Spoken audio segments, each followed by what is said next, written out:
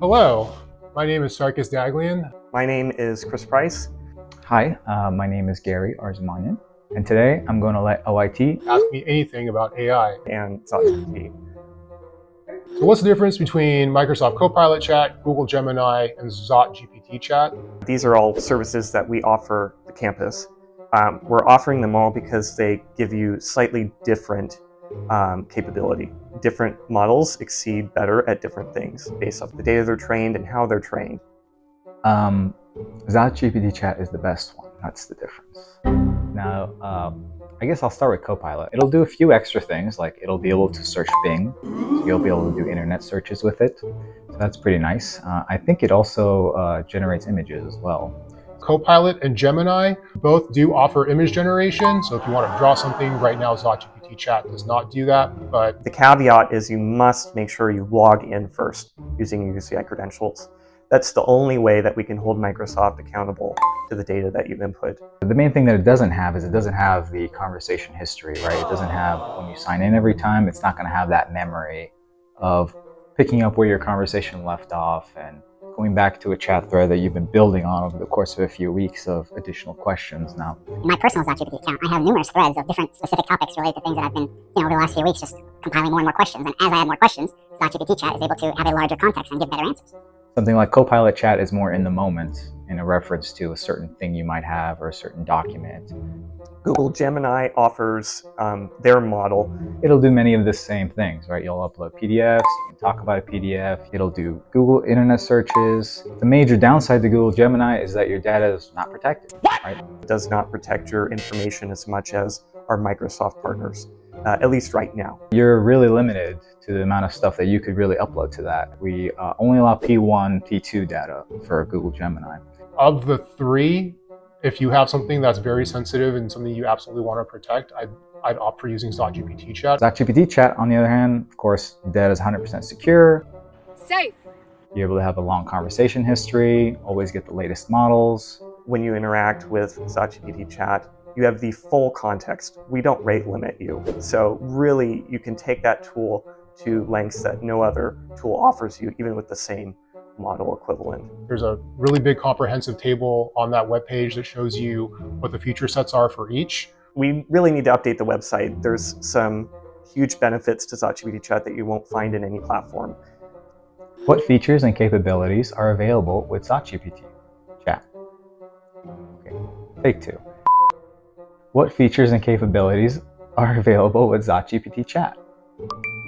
If you have a very large PDF file, you can upload that into ZotGPT and ask it to pull out relevant information for you or summarize it for you. Obviously, the chat service, where you'll be able to use the latest models from OpenAI, so that'll be GPT-4o, as well as GPT-4 Turbo and GPT-3. It can also analyze images. So if you upload an image to ZotGPT, you can ask it questions about the art style, what period it might have been created in.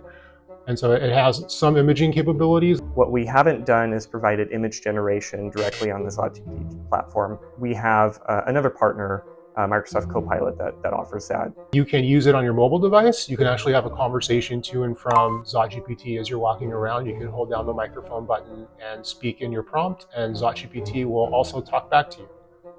What new features are coming out and anything specific people can look forward to? Yes. All the time. I haven't slept in 2 days. Some specific ones we've been working on over summer, also community driven, are deleting all your chats at once, favoriting chats now, and we allow sorting and collapsing by timeline, so you know which chats you worked on last week versus today. One big one that we're going to introduce is called Class Chat, and this is going to be a custom chat model that's going to be trained for a specific class you might take. It's going to actually train specific modules week to week on the actual data for that class. And that chat model, when you go in and talk to it, is going to know everything about that week's course materials, the notes, and it's going to be a specific tailored model for you in your class. And students to students, you can work with your friends on chat. We're still trying to preserve the privacy of the platform. We'll be launching ZotGPT Class Chat here in the fall with further rollout in the winter and the spring quarters. A little further out from that, we're working on something that we're calling ZotGPT Builder. So a lot like you have with other enterprise language models in the retail space. We're looking to provide campus the ability to create your own model, leveraging the models that we make available for you to create your own custom ZotGPT AI assistant. In addition, right now we only have OpenAI large language models. We're working on bringing some of the other popular ones into like Claude, as well as others that we'll be announcing soon. Do check out the changelog. It's embedded in the application currently. It'll give you some more detail on not only the new features, but how to use them. I hope to answer more specific questions, maybe in a fireside chat at some point, live questions. I love the heat, or maybe an Anteater involvement fair. I'll see you around.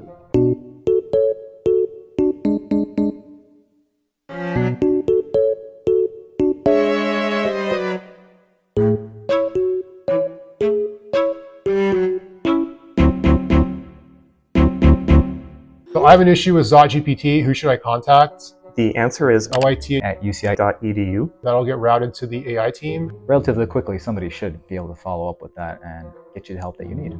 I watch it on a daily basis. Definitely looking forward to your feedback and looking forward to your thoughts when this rolls out more broadly to the students. I think it's just OIT at UCI.edu. Is it really that simple? Or like, I thought we had an OIT-help or something like that. I'll just give you my phone number.